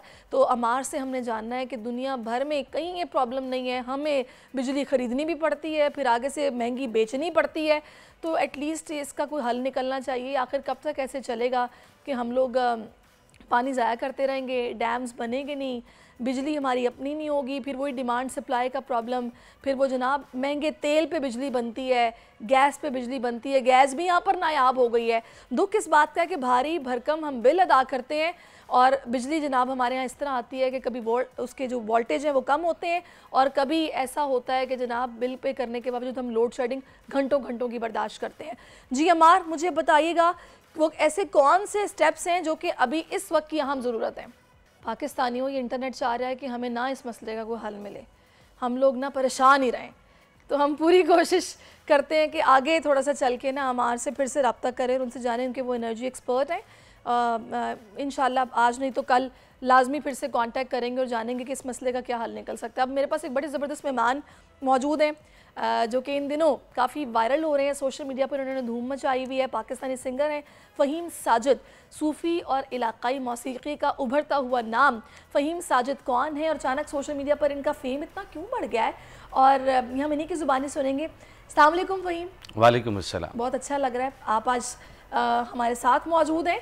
मुझे ये बताएगा कि आपको कैसा लग रहा है भाई, आप तो छाए हुए हैं सोशल मीडिया पर। मुझे भी बहुत अच्छा लग रहा है और शुक्र अदा करता हूँ अच्छा। कि एक शख्स जो कछुए की चाल चलते चलते अच्छा। यहाँ तक पहुँचा, और यहाँ तक पहुँचते हुए मुझे बहुत खुशी हो रही है। ज़बरदस्त, ये अल्लाह ताला की देन होती है। जी हाँ, बिल्कुल। जब किसी को मिलती है तो फिर उसको पता भी नहीं होता कि अचानक क्या हो गया। ये सरप्राइज है उसकी बिल्कुल तरफ से। सरप्राइज है। अच्छा, मुझे ये बताइएगा फ़हीम कि जब आप ज़ाहिर है आप गा तो कब से रहे हैं, जी हाँ, ये शौक आपको कैसे पैदा हुआ? मतलब वैसे तो कुछ चीज़ें गॉड गिफ्टेड होती हैं, जी जी। कुछ सिंगर्स ऐसे होते हैं जिनके पास उन्होंने कुछ नहीं सीखा होता, सिर्फ सोशल मीडिया पर एक गाना वो गा के सिर्फ अपलोड करते हैं, वो रातों रात वायरल हो जाता है, लोग उन्हें इतना पसंद करते हैं। बिल्कुल ऐसा ही है। आपका कैसा सफ़र गुजरा है? मैं इस सफ़र को बहुत ही दिलचस्प समझता हूँ, क्योंकि आप अचानक से वायरल हो जाते हैं ये, और इसी तरीके से आप अचानक से गायब भी हो सकते हैं। बिल्कुल ऐसा तो जो मेहनत है वो आपके जो बुनियादें हैं वो आपको हमेशा किसी भी जगह आप खड़े हो जाएं तो आपको इससे परेशानी नहीं होती है कि मैं कोई अचानक से नमूदार नहीं होने वाला। मैंने मेहनत की है और ये रियाज़त है, वालिदैन की दुआएं हैं। उस्ताद मोहतरम नवीद भट्टी साहब मेरे उस्ताद जी मरहूम, उनके पास हम सुबह सुबह जब रियाज़त करने जाते थे, उसके बाद फिर मैं स्कूल भी जाता था कि सुबह आप 5 बजे जाते हैं रियाज़त करने, 2 घंटे उसके बाद चक्कर आ रहे हैं आपको। जब वोकल प्रैक्टिस करते हैं तो ये किसी मज़दूर के ईंटें उठाने से ज़्यादा इसमें एनर्जी लगती है। सो फिर गला बनते बनते और फिर ट्रेंड चेंज होते रहते हैं कि आप इलाकाई मौसीकी में जा रहे हैं और लोग कुछ और सुन रहे हैं। तो अब इस वक्त लेकिन अब जो आजकल ट्रेंड चल रहा है ना, मैंने ये देखा है कि पता नहीं क्यों अब वो लिरिक्स आपको लिखने वाला नहीं है, तो अब ना सारे पुराने गानों के रीमिक्स बन रहे हैं और लोग ना उनको दोबारा गा रहे हैं। उनमें दम है उन कंपोजिशंस में, उन लिरिक्स में, और सबसे ज्यादा सूफी लिरिक्स में दम है। अच्छा, मैं चाहती हूँ कि जो जिस गाने से आप वायरल हुए हैं ना, जिन लोगों ने नहीं सुना, जो आपको अभी टीवी पर लाइव देख रहे हैं, उनके लिए वो आप दोबारा गाएं, क्योंकि इसमें तिल का जिक्र है और क्या वो रोमांटिक गाना है, तो मुझे सुनाइए। और ये जो अभी आप बिजली के हवाले से बात करेंगे, उसका स्टार्ट यहीं से होता है। चलें जी। बिजली दा बिल माया साकू बर्बाद किते तेरी खारी दे तिल माया, साकू बर्बाद किते तेरी खारी दे तिल माया, काला तिल महीदा गोरे मुख ते सजदे, उजड़े दे दिल को डाढ़ा प्यारा लग दे, काला तिल महीदा गोरे मुख ते सजदे, तेरे तिल दी माही दुनिया दीवानी, तेरे तिल दी माही दुनिया दीवानी, एक रूप सोहना, एक रूप सोहना, सोहनी जवानी, काला तिल माहीदा गोरे मुख ते सजदे, उजड़े दे दिल को डाढ़ा प्यारा लग दे, काला तिल माहीदा गोरे मुख ते सजदे। हाय हाय हाय हाय, बिजली के बिल से दिल उजड़ा हुआ है, लेकिन तिल जो है ना वो अच्छा बाजी ले गया। बाजी ले गया, क्या बात है। तो ये बिजली का बिल क्या बिल ज्यादा आ रहा था? बहुत ज्यादा, आप ना पूछे मुझसे। शायद उसी दर्द से मैंने गाया है। Oh my God. अच्छा, वैसे ये जो तिल और माही, ये कुछ जिंदगी में है भी या नहीं? जी बिल्कुल मौजूद है, देख भी रहा होगा। अच्छा, देख भी रहा होगा। वाह क्या बात है आपकी, ज़बरदस्त। अच्छा मुझे ये बताइएगा कि माशाल्लाह सराइकी भी आप इतना, मुझे आपके लहजे से अंदाज़ा हो रहा है, और ये कुछ सराइकी मिक्स था इस गाने में ना? जी हाँ, ये पंजाबी सराइकी मिक्स है। खाड़ी क्या थी? खाड़ी थोड़ी को खाड़ी कहते हैं सराइकी में। ऑल राइट, अच्छा यानी फिर तो पूरा सराइकी गाना हुआ ना ये। सही है, ज़बरदस्त। तो मुझे ये बताइएगा सोचा क्या है, अब आप वायरल हो गए हैं, ज़ाहिर लोगों की कॉल्स आ रही होंगी, लोग बुला रहे होंगे, जिंदगी कितनी बदल गई है? 180 पे बदल गई है। 180 पे बदल गई, 360 पे नहीं। हाँ, मैं ऐसा यानी कि रात को मैं सबसे पहले सो जाने वाला बंदा हूँ घर से, और अब 2-3 बजे तक जागते रहते हैं कि मिलने जाना और प्रोग्राम्स और छोटी छोटी महफिलें और बड़े बड़े प्रोग्राम्स, वो इस तरह एंगेजमेंट्स हो रही हैं ना कि मुझे अब ये बंद करना पड़ता है मोबाइल, कि एक मैनेजर रख लिया यार आप जो है ना कि आजकल का दौर नाज़रीन, अब क्या दौर आ गया है कि रातों रात पता नहीं चलता। पहले होता था जी कैसेट बनेगा, मार्केट में आएगा, लोग सुनेंगे, पता नहीं क्या रिस्पॉन्स होगा। अब तो बदोबदी भी चल जाता है और बस फिर चल जाता है बदोबदी। अच्छा मुझे ये बताएगा कि सिर्फ ये, अब ज़ाहिर आपको आवाज़ तो आपकी बहुत अच्छी है, फिर आप सीख भी रहे हैं, सीखते आ रहे हैं, और ये तो एक ऐसा सिलसिला है कि जो जारी रहने वाला है। कुछ मुझे सुनाए ऐसा, हमारे प्रोड्यूसर साहब की एक फरमाइश आई है, वो कह रहे हैं कि जब मतलब हम ऑफ कैम थे तो ये कुछ गुनगुना रहे थे, तो वो ज़रा सुना दें, अब उनकी फरमाइश पूरी करें। वो भी इस वक्त अताउल्ला साहब का बहुत अच्छा चल रहा है। जी जी जी जी जी। बालो बत्तियां वे माही सकूं मारो संग लाना, पित्तल बनाई सोना बन सायम लाना। बालो बत्तियां ओए बालो बत्तियां वे माही सकूं मारो संग लाना, पित्तल बनाई सोना बन सायम लाना। मैं इत्था ते ढोल मुल्ताने, मैं इत्था ते ढोल मुल्ताने, उंदे बुत विच मेरी जाने। मेरे आवे महया, मेरे आवे महया, कद सजना दा छोटा ए, कालियां जुल्फां दे विच मुख चन्न दा टोटा ए। बालो बत्तियां वे माही सकूं मारो संग लाना, पित्तल बनाई सोना बन सायम लाना। कितनी प्यारी बात है कि सोने से आप जो है ना वो अमल से सोना, ये लिरिक्स थे हमारे, क्या बात है, बिल्कुल। अच्छा लेकिन ये जो वो माही का कद छोटा है, सारी उससे कोई फर्क नहीं पड़ता सारी बातें इसी में, किरदार बड़ा होना चाहिए, किरदार बड़ा होना चाहिए। लेकिन बड़ा मतलब ये भी आप ही की जुबान है, सराइकी है ये भी? बिल्कुल। तो ये सिर्फ सराइकी ही पसंद है या और भी गाते हैं आप? उर्दू भी, उर्दू गज़ल और उर्दू गीत, पंजाबी भी, क्योंकि हमें ये फ़ायदा है मुल्तान। अच्छा वैसे एक बात है, मेरी ज़ुबान नहीं है सराइकी, लेकिन यकीन जाने कि वैसे तो हर ज़ुबान ही बहुत खूबसूरत है ना पाकिस्तान में, आपको पता है ये तो गुलदस्ता ज़ुबानों का। तो सराइकी भी कोई सुना रहा हो तो वो इतना अच्छा लगता है सुन के, समझ पूरी नहीं आती। वो कहते हैं सराइकी में तो बच्चे रोएं तो भी अच्छे लगते हैं, तो भी अच्छे लगते हैं। अच्छा मुझे ये बताएं उर्दू में क्या सुनाएंगे आप? उर्दू में खान मेहदी हसन साहब की गज़ल थी, रफ्ता रफ्ता वो मेरी हस्ती का सामा हो गया। ये मुझे भी बहुत पसंद है, आप सुनाएं आप। रफ्ता रफ्ता वो मेरी हस्ती का सामा हो गए, रफ्ता रफ्ता वो मेरी हस्ती का सामा हो गए। पहले जान फिर जाने जा, फिर जाने जाना हो गए, रफ्ता रफ्ता वो मेरी हस्ती का सामा हो गए। आप तो नजदीक से नजदीक तर आते गए, आप तो नजदीक से नजदीक तर आते गए। पहले दिल फिर दिल रुबा, फिर दिल के मेहमान हो गए, रफ्ता रफ्ता वो मेरी हस्ती का सामा हो गए। आगे आगे गा रहे हैं कुछ? जी इसका एक शेर है। अच्छा। प्यार जब हद से बढ़ा, सारे तकल्लुफ मिट गए, आपसे फिर तुम हुए, फिर तू कौनमा हो गए, रफ्ता रफ्ता वो मेरी हस्ती का सामा हो गए। क्या बात है। देखिए जी, मोहब्बत का इजहार भी कितने खूबसूरत अंदाज में बयान किया गया है। ये थे वो लिरिक्स जिनकी आजकल वैसे कमी महसूस होती है। मैं सही कह रही हूँ ना? आप बिल्कुल ठीक कह रही हैं। ऐसा पता नहीं क्यों ये तो लिखने वाले थेरेपी कम थी हो गए हैं। आपके अच्छे लिरिक्स, अच्छा म्यूजिक जो है, लेकिन अब तो वो कुछ जुनूनी पैदा कर रहा है।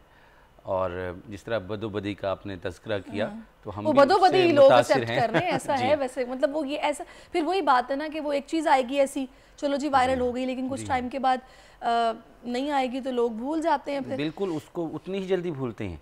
बिल्कुल क्योंकि अब तक मेहदी हसन साहब, नूरजहां साहिबा या हमारे पुराने लोग मुजीब आलम, इन लोगों के गाने जो हमने माँ की गोद में सुने थे, वो हमारी घुट्टी में शामिल, वो म्यूजिक आज तक जिंदा है। अब ये रीमेक उन्हीं को कर रहे हैं।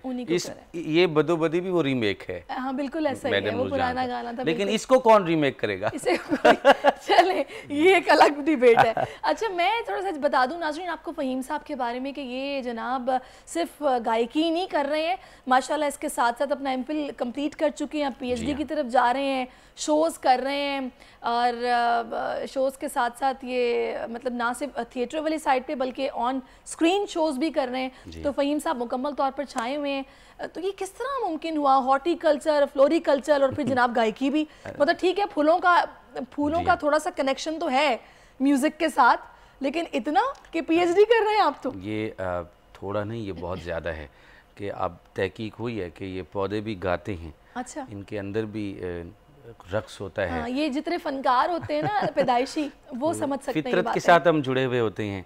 अच्छा, जब ये मुरझा जाएं तो हम लिखते हैं ये उदास हो गए हैं, उदास हो तो ये दोनों मुतरादिफात में हैं।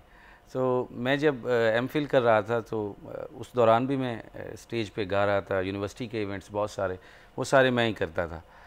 वाज म्यूज़िक प्रेसिडेंट सोसाइटी का जो अपनी यूनिवर्सिटी में। और तो वहाँ से फिर मुझे टीचर ने कहा कि यार शायद जॉब मिले ना मिले, लेकिन जो आपका टैलेंट है ये आपको बहुत ज़्यादा आगे लेकर जाएगा। तो इस तालीम का भी फ़ायदा हुआ और इस तालीम का भी फ़ायदा हुआ। क्या बात है, ज़बरदस्त। मेरे ज़हन में भी नाम नहीं आ रहा, एक सिंधी के बड़े मज़ेदार किस्म के एक सिंगर हैं, वो भी रीमेक्स मतलब इस तरह गाते हैं, और क्या गाते हैं वो, समटाइम दिल चाहता है उनको सुने और पुराना वाला छोड़ दें। तो जो अच्छा गाने वाले हैं ज़ाहिर है उनका काम फिर नज़र भी आता है। ये एक ऐसी चीज़ है कि इसमें कोई सिफारिश नहीं चल सकती, जो आप हैं वो नज़र आएगा। तो मैं चाह रही थी फ़हीम साहब, उनके इजाज़त का वक्त भी करीब आने वाला है, कुछ और अच्छा सा जो आपके दिल के करीब हो सुना दीजिए। जी मैं बिल्कुल सुनाता हूँ।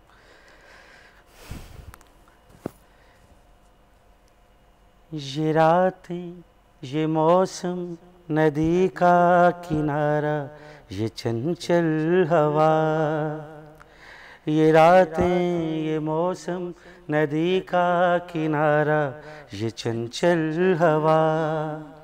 कहा दो दिलों ने कि मिलकर कभी हम न होंगे जुदा। ये रातें, ये मौसम, नदी का किनारा, ये चंचल हवा। ये क्या बात है आज की चांदनी में कि हम खो गए प्यार की रागनी में। ये बाहों में बाहें, ये बहकी निगाहें, लो आने लगा जिंदगी का मजा। ये रातें, ये मौसम, नदी का किनारा, ये चंचल हवा। ज़बरदस्त, बहुत खूब फ़हीम साहब, बहुत अच्छा लगा आपसे मुलाकात करके, आपको सुन के। ऐसे ही गाते रहें, और जाहिर है आपका काम ऐसा है कि आप तरक्की करेंगे और तरक्की करेंगे। इसी दुआ के साथ प्रोग्राम में एक ब्रेक शामिल करते हैं। Keep watching us.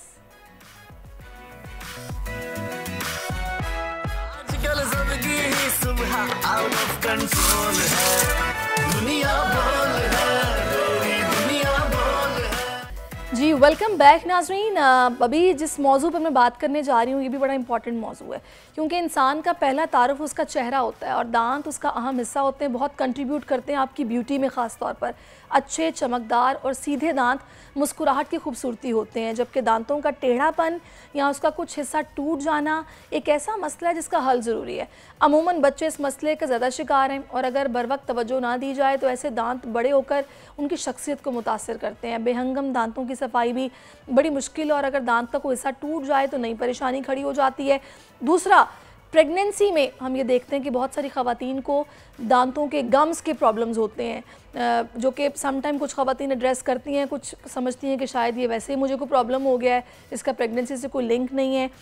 उनको भी आज हम बताएंगे कि इसका कितना गहरा ताल्लुक़ है दांतों के इशूज़ का हमल के साथ। तो इस वक्त मुझे ज्वाइन कर चुके हैं, माहिर हैं, डेंटल सर्जन हैं, डॉक्टर किशोर खत्री साहब। अस्सलाम वालेकुम डॉक्टर साहब। वालेकुम सलाम। डॉक्टर साहब बहुत शुक्रिया आपके वक्त का। अच्छा, ये दोनों इश्यूज़ हैं, एक तो हम लोगों के ज़माने में तो दांत मिले हुआ करते थे और बिल्कुल सीधे हुआ करते थे। अब जो बच्चे हम देख रहे हैं उनके दांत कोई आगे है, कोई पीछे है, कोई टेढ़ा है, मतलब सीधे नहीं है, इसकी क्या वजह है? सीधे वो तो जेनेटिकली होता है, मगर उसका जो प्रॉपर जो ट्रीटमेंट लेना चाहिए। एक्चुअली हम कॉस्मेटिक इसको कॉस्मेटिक ट्रीटमेंट ले रहे होते हैं, एक्चुअली कॉस्मेटिक ट्रीटमेंट नहीं है, ये आपकी नीड है। वो इसलिए नीड है कि अगर दांत आगे पीछे हों तो फिर उसकी सफाई रखना मुश्किल हो जाता है, वो लाइफ टाइम चैलेंज हो जाता है, रिपीटली इश्यूज़ आ रहे होते हैं। तो अगर टीथ अलाइन होंगे तो ओरल हाइजीन मेंटेन करना भी आसान हो जाएगा। और अगर दांत आगे पीछे हैं तो सिर्फ उनकी ना फंक्शनलिटी है वो कम हो जाती है और बच्चे के पर्सनालिटी पे भी इफेक्ट आ रहा होता है। तो आप समझ लें ये कॉस्मेटिक नीड नहीं है, ये आपको मेडिकल पॉइंट ऑफ व्यू से भी नीड है। अगर दांत आगे पीछे हैं तो मस्ट आपको ट्रीटमेंट लेना चाहिए। और आजकल सिर्फ ब्रेसेस उसका हल नहीं है, बहुत सारे आजकल ऑप्शंस आ गए हैं। आपने बताया कि जेनेटिकली भी एक इशू है। हाँ, जेनेटिकली भी और इशूज दूसरा इसकी क्या रीज़न हो सकती है? दांत आगे पीछे वो सिर्फ मोस्टली जेनेटिकली होता है, आपके ननियाल से दादा अगर फैमिली में है वो हेरिडिटी इशूज़ भी होते हैं। वो टेढ़ा मेढ़ा होना हमारा ऐसा नहीं है कि हम सिर्फ अगर ओरल हाइजीन मेंटेन ना करें उसकी वजह से हो रहा होता है। और चेंजेस जो आ रही होती हैं हमारे जनरेशन टू जनरेशन, कहते हैं कि इसी ज़माने में 36 एवरेज हुआ करती थी, फिर 32 एवरेज है और आजकल अब 28 एवरेज है। यंग जनरेशन में विजडम टीथ नहीं होते हैं, अगर आते भी है तो ट्रबल कर रहे होते हैं, हमें एक्सट्रैक्ट करवाने पड़ते हैं, फंक्शनली टीथ कहलाते हैं। इवन हम कभी कभी पेशेंट से अरसा मजाक में कह रहे होते हैं कि जी हम आपका 32 ही बना रहे हैं, नाम उसका 32 ही है मगर उसमें 28 दांत होते हैं। तो वो जनरेशन चेंजेस हमारे हाइट में, कद में, बुद्ध में चेंजेस आती हैं ना, तो उसमें फिर आपके फेस अपीयरेंस में भी चेंजेस आती हैं, जैसे आपके जाल के साइज़ नहीं होती बिल्कुल, तो इस वजह से ये एक बहुत बड़ा रीज़न है। अच्छा, इसमें हमें कौन सी एज तक इंतज़ार करना है बच्चों की, स्पेशली कि अगर उनके दांत आगे पीछे हैं, सही नहीं है अलाइनमेंट उनकी, तो पेरेंट्स बड़ी जल्दी परेशान हो जाते हैं, तो किस एज तक हमें वेट एंड वॉच करना है? एक यूनिवर्सल रिकमेंडेशन है कि अपना आई चेकअप, अपना डेंटल चेकअप 6 मंथ्स में करवा लेना चाहिए। जैसे बच्चों के दूध के दांत सारे आ जाएं, यहाँ पे 4000 रुपये फीस देनी पड़ती है, लोग नहीं कराते, वेरी सॉरी टू से, आप सही करते हैं। हर जगह 4000 फीस नहीं होती, एक सिस्टम बना होता है। लेकिन हमारे यहाँ आगा खान हॉस्पिटल जो नेटवर्क है ना, आपको प्राइमरी केयर भी मिलेगी, आपको सेकेंडरी हॉस्पिटल जहाँ मैं होता हूँ आगा खान हॉस्पिटल, वहाँ चार्जेस कम होते हैं, उसके बाद मेन हॉस्पिटल होता है। तो हम एक नेटवर्क है। असल में डॉक्टर साहब ऐसा ये कुछ लोग वो भी अफोर्ड नहीं कर सकते ना, तो नहीं लोग, आपने यहाँ रुझान, ये कल्चर नहीं है कि 6 महीने बाद आप अपने दांत दिखा रहे हो, चेक करा रहे हो। लोगों को जब तक कोई प्रॉब्लम ना हो तब तक डॉक्टर के पास नहीं जाते। यही तो हम सबसे बड़ी गलती यही तो कर रहे होते हैं। एक्चुअली अक्सर कहते हैं डेंटल ट्रीटमेंट महंगा होता है, मगर महंगा हम करके फिर जाते हैं, क्योंकि हम आई नंबर अगर कम या ज़्यादा होता है हमें पता नहीं चल रहा होता जब तक चेकअप ना करवा लें। तो डेंटल चेकअप में ऐसा होता है, जितना इनिशियल स्टेज पे जब हम ट्रीटमेंट ले रहे होते हैं तो वो क्या होता है, इनिशियल स्टेज पे कोई कैविटी लगी, आपने क्लीन करवा दी, फिल करवा दिया, कहानी ख़त्म। जब हम पेन का वेट करते हैं ना तो फिर वो फिलिंग्स के ऑप्शन ख़त्म हो जाते हैं, फिर आप रूट कनाल करवाएं, कैप करवाएं, वो उतना एक्सपेंसिव पड़ जाता है। एक जनरल मिसकंसेप्शन भी है अपने यहाँ, वो स्ट्रॉन्ग किस्म का मिसकंसेप्शन है कि सफाई दांत कमज़ोर हो जाते हैं, हालांकि फैक्ट बिल्कुल इसके रिवर्स है।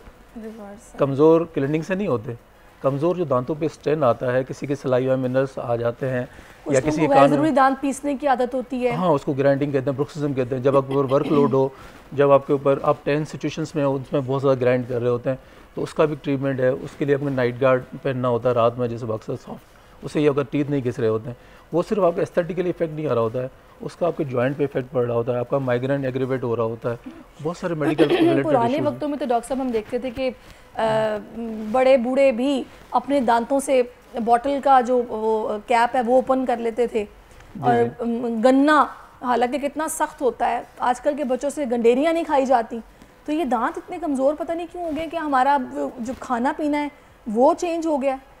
ये बड़ा इंटरेस्टिंग क्वेश्चन पूछा। वो अक्सर हमारी क्लिनिकल प्रैक्टिस में हमसे ये क्वेश्चन पूछा जाता है कि नानी दादा के ज़माने में कैविटीज़ नहीं होती थी, आजकल क्यों कॉमन है। मेरा तकिया कलाम है, मैं अक्सर उनको कहता हूँ कि भाई उनके पास टाइम होता था, रोटी चबा के खाते थे, रोटी मोटी हुआ करती थी, तो नेचुरल क्लीनिंग हो जाती थी, प्रॉपर च्यूइंग से नेचुरल क्लीनिंग हो जाती है। आजकल फास्ट फूड का ज़माना है, हम निगल लेते हैं, हमारे पास चबाने का टाइम नहीं है। वो मैं इसलिए एग्जांपल दे रहा हूँ, सॉरी आपकी बात काट रहा हूँ, वो क्योंकि जब हम ये जो हमारा डाइट पैटर्न चेंज हुआ है ना, जो मैगी इस तरह की चीज़ें जिसमें हम जो डायरेक्ट हम च्यू नहीं कर रहे होते हैं, तो जब च्यूइंग से नहीं होती प्रॉपर, तो क्लीनिंग जो इतनी किसी टूथब्रश से, किसी माउथ वॉश से क्लीनिंग नहीं हो रही थी जितनी अच्छे से च्यू करके खाने से होती है। तो डाइट पैटर्न हमारा अच्छा होना चाहिए, वो भी ब्रश माउथ वॉश से अलावा वो बहुत ज़्यादा इंपॉर्टेंट है। उसके अंदर एक सबसे बड़ी रीज़न मैं आपको बताती हूँ और भी है, ये है कि उसमें बच्चे आजकल जो छोटे बच्चे हैं, मैं उनके ये एक ऐसी एग्जांपल है जो मैं चंद एक बच्चों की बात नहीं करूँगी, मोस्टली बच्चे मोबाइल गैजेट्स यूज़ करते हैं, टीवी देखते हैं खाना खाते हुए, और उनका फोकस च्यू करने पे नहीं होता, वो बस निगल रहे होते हैं। बिल्कुल आप सही कह रही हैं। और ये जो मेडिकल पॉइंट ऑफ व्यू से भी है ना, आपको पता है 2 चीज़ें जो अभी रिसेंटली WHO ने ना एज ए डिजीज़ रिकग्नाइज कर दी हैं, एक स्क्रीन एडिक्शन, दूसरा ओबेसिटी। तो स्क्रीन एडिक्शन, जब आप स्क्रीन दे के हम खिला रहे होते हैं ना, तो ब्रेन आपका इंस्ट्रक्शन नहीं दे रहा होता है, आपके डाइजेशन सिस्टम पे इफेक्ट पड़ रहा होता है। तो पेरेंट्स को चाहिए कि स्क्रीन हटा के उनको खिलाने की आदत डालें, क्योंकि ब्रेन आपका कहीं और फोकस होता है स्क्रीन पे, तो आपके डाइजेशन सिस्टम को सिग्नल्स नहीं जा रहे होते हैं। तो ये एक चीज़ें हैं, फैक्ट्स आप सही कह रही हैं, अच्छी बात बताई है। और ये समझनी चाहिए पेरेंट्स को कि जो 6 महीने के बच्चे को भी वो कोको मेलन लगा के दे देते हैं और उसे बस वो कहते हैं कि बस ठूसते जाओ, और ये भी नहीं देख रहे होते कि उनको ये होता है कि बस इसके पेट में जाए जल्दी से, ऐसा ही है। अच्छा डॉक्टर साहब, अब आ जाते हैं वो प्रेगनेंसी की जो बात मैंने की थी, क्योंकि ये एक्सपीरियंस मेरा भी रहा था कि मेरे नीचे वाले जॉ के दांतों में इतना दर्द कि मैं आपको बता नहीं सकती, कि मुझे समझ ना आया मैं किसके पास जाऊँ। बज़ाहिर कुछ नहीं है, लेकिन दर्द है बहुत ज़्यादा। कितना लिंक है प्रेगनेंसी का ये टीथ्स के साथ? बहुत ज़्यादा लिंक है। अब रिसेंटली एक स्टडीज़ आई थी कि इवन जो प्री टर्म बर्थ होता है ना, वो भी आपके ओरल हाइजीन से रिलेटेड है। अच्छा? आपके गम्स, अगर 2-3 चीज़ें हैं जो प्रेगनेंसी से रिलेटेड होती हैं। एक गेस्टेशनल डायबिटीज़ कहते हैं, जब डिलीवर होने के बाद डायबिटीज़ ख़त्म हो जाती है, 1% लोगों में रिटर्न रह जाती है। एक एक्लेप्सिया कहलाता है, ब्लड प्रेशर बढ़ जाता है, जब डिलीवर होने के बाद बीपी कंट्रोल हो जाता है, 1% में रिटर्न रह जाता है। इस तरह से प्रेगनेंसी ट्यूमर कहा जाता है, जो इसमें ऑलरेडी अगर आपके साथ गम्स का इशू है, आप कंसीव करती हैं तो गम्स इन्फ्लेम्ड हो जाते हैं। और अपने इतना टैबू है कि प्रेगनेंसी में ट्रीटमेंट नहीं देना। अच्छा, इतना स्ट्रॉन्ग किस्म का मिसकंसेप्शन है, सॉरी टू से, इवन गायनेकोलॉजिस्ट, डेंटिस्ट वो भी हार नहीं लगा रहे होते हैं। तो हमने वहाँ आगा खान हॉस्पिटल करीबाद में सेशंस करवाए थे, जिनमें हमने जनरल डेंटिस्ट, हमने गायनेकोलॉजिस्ट को बुलाया कि भाई ऐसा नहीं है, ये 2 जान है, 1 जान नहीं है, तो आपको ज़्यादा केयरफुल होना। अब ऐसा नहीं है वो पेन बर्दाश्त कर रही हैं, हमको ट्रीटमेंट ना दें, विद सम प्रोटोकॉल हम ट्रीटमेंट दे सकते हैं। और आजकल तो रिकमेंडेशन ये है कि आप कंसीव होने से पहले अपना डेंटल ट्रीटमेंट ले लें, अगर आपको रिक्वायर्ड है, वो इंडिकेटेड है तो। और हम डेंटल प्रेगनेंसी में डेंटल ट्रीटमेंट दे सकते हैं, ऐसा नहीं कि हम उनको दर्द बर्दाश्त करने के लिए छोड़ सकते हैं। अच्छा, जो अभी आपने लिंक बताया है गेस्टेशनल डायबिटीज़ के साथ, क्या लिंक है इसका? गेस्टेशनल डायबिटीज़ वो उसको एग्रीवेट कर रही होती है, एग्जैक्ट रीज़न नहीं होता। प्रेगनेंसी में गेस्टेशनल डायबिटीज़ होती है। हाँ बिल्कुल। तो 2-3 चीज़ें, इन जो डायबिटीज़ होती है, एक एक्लेप्सिया होता है जिसमें ब्लड प्रेशर बढ़ जाता है, और गम्स का भी इशू हो जाता है। और सेफ़ है, हम विद सम प्रोटोकॉल प्रेगनेंसी में डेंटल ट्रीटमेंट दे सकते हैं विद सम प्रोटोकॉल। मुझे बड़ी हैरत है कि गायनेकोलॉजिस्ट भी डॉक्टर्स होते हैं, क्यों उनको इस चीज़ का नहीं पता, या वो रिकमेंड नहीं करते कि आपको प्रॉब्लम हो रहा है तो आप ट्रीटमेंट कराएं? जरूर, एक्चुअली जो मिसकंसेप्शंस होता है ना, सब माइंड में फिक्स होता है, उसको निकाल नहीं पा रहे। मिसकंसेप्शन से चलना ही नहीं है। अच्छा, हम अपनी चले, हम तो डेवलप कंट्रीज़ हैं ना, अंडर डेवलप कंट्रीज, मगर अभी एक रिसर्च आर्टिकल्स आया था, इवन USA साइड पे, नॉर्थ अमेरिका साइड पे भी गायनेकोलॉजिस्ट के वो एक सब माइंड में फिक्स है मिसकंसेप्शन कि प्रेगनेंसी में हम ट्रीटमेंट नहीं दे सकते, डेंटल ट्रीटमेंट। ये तो चले हम डेवलप कंट्रीज़ हैं, इवन डेवलप कंट्रीज़ में भी इस तरह का इशू है। सही। तो वो एक इवन अभी एक UK में भी स्टडी हुई। ये जाहिर है, ये मिसकंसेप्शन जब होता है तो इस पर जितनी बात होगी उतना लोगों का ये मिसकंसेप्शन दूर होगा। अच्छा, फाइनली मैं चाहूँगी डॉक्टर साहब, ये जो लोग ज़्यादा दांत साफ करते हैं, जिनके सरफेस में क्रैक्स आ जाते हैं, क्या वो ज़्यादा सफाई की वजह से आते हैं? क्यों आते हैं? एनामल में क्रैक्स। हाँ, you are right.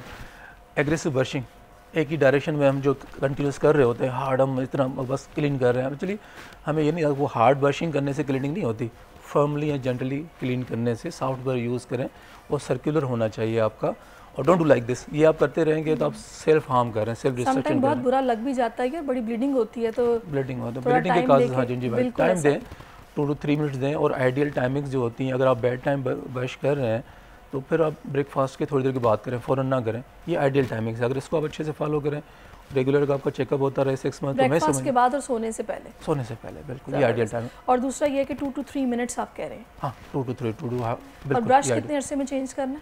Within 2 month. आपको देखें ब्रिस्टल्स अगर आपको चेंज हो रहे हैं तो उसको चेंज कर दें, चेंज कर दें, ठीक है। और एक टूथपेस्ट रिलाय ना करें, कोशिश करें चेंज करते रहें। बहुत शुक्रिया डॉक्टर किशोर खत्री, आप हमारे साथ मौजूद रहे हैं। तो होप सो नाज़रीन आपने समझ लिया होगा कि बच्चों को आपने कब चेकअप कराना है और अपने दांतों का ख्याल आपने कैसे रखना है, तो अब अमल आपने करना है। मुझे अब इजाज़त दीजिए क्योंकि शो का वक्त अब ख़त्म हो चुका है। इंशाल्लाह कल फिर आपसे मिलेंगे। कल तक के लिए अल्लाह हाफ़िज़।